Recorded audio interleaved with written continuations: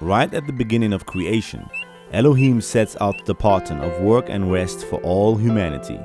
The Torah lets us know that the Almighty Creator worked for 6 days and rested on the seventh. While the other days are merely named by their order in their number, the seventh day is specifically named, set apart and blessed. This is the Sabbath. It is important to note why it is that this day has been set apart, as we read that Elohim specifically blessed the seventh day. It is because he rested on this day. As a sign of Yah's covenant, we find the number 7 in other scriptural instances. For example, in the 7-armed menorah that burns in the temple, the promise of God never to flood the earth again in the 7 colors of the rainbow, and the sending of the 7 letters to the churches of Asia Minor by Yeshua. The 7th day is clearly the sign of Yahweh and has his seal on it. The commandment to keep the Sabbath day holy applies to all generations and all people who are in a covenant with Yahweh, hence Israel. The law says to work 6 days and then to rest on the 7th and sanctified day. Since to work for 6 full days is part of the Torah, the concept of a 2 or 3 week vacation lying at the beach doing nothing will be against the commandment of Elohim. We will touch on this in a moment. The day known to us as Saturday is the day of Sabbath the Creator originally ordained.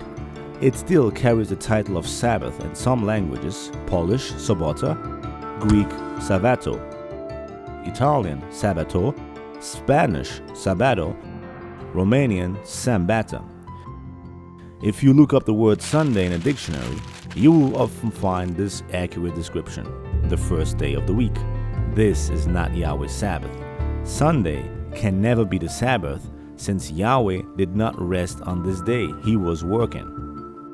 The Sabbath day is not only a day to lay down our work and refresh ourselves, it is also a day in which we devote time to the Word of God, the Torah. The spiritual meaning of this is found in the tabernacle, where the bread of the presence was renewed each Sabbath by the high priest.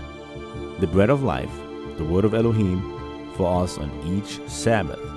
Yeshua and the apostles also kept this regulation. It is also a time for fellowship and worship and to enjoy God's beautiful creation. Of course, there are more meanings behind the Sabbath day.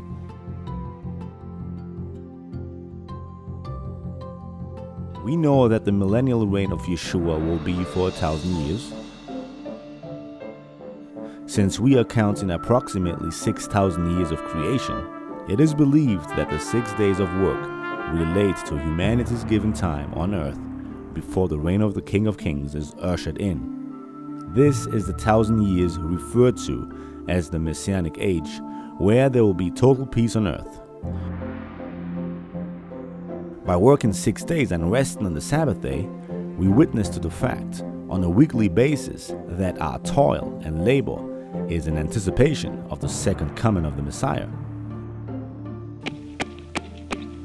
If someone gets caught up into the notion of working only for this world, the Sabbath has no meaning for that person. All the focus will be on cash. Since he works hard and seeks to get ahead in the system, he afterwards feels the rightful need to reward himself, to have some fruits for the hard and exhaustive labor performed, hence a vocation that one believes one has earned. After a perhaps 3-week period, the same wheel of labor and reward starts all over again, and the rest of the year is spent looking forward to the next vocation. This is the mindset of a slave. One important hint: working in this way, with this kind of an outlook, is working for someone else and it is not the Creator. To clarify, however, we are to work for our bread and food. The question is, who and what is the focus in all that we do? Our gaze should be on the heavenly things as worshippers of Elohim. We find another spiritual implication in keeping the Sabbath day. When we keep the Sabbath day holy, we are in line with Yahweh's plan of work and reward. We endure 6 days of hardship and may rest on the 7th day, the Sabbath day, which symbolizes Messiah's reign to come. Pay after work. The opposing and anti-scriptural view lines up with the disposition of the world and popular religions that abound today. Enjoy first, suffer later. This is definitely not how Yahweh intends to bless his children who are in his covenant. If thou turn away thy foot from the Sabbath, from doing thy pleasure on my holy day, and call the Sabbath a delight, the holy of the Lord honorable, and shalt honor him, not doing thine own ways, nor finding thine own pleasure, nor speaking thine own words, then shalt thou delight thyself in the Lord, and I will cause thee to ride upon the high places of the earth, and feed thee with the heritage of Jacob my father, for the mouth of the Lord hath spoken it.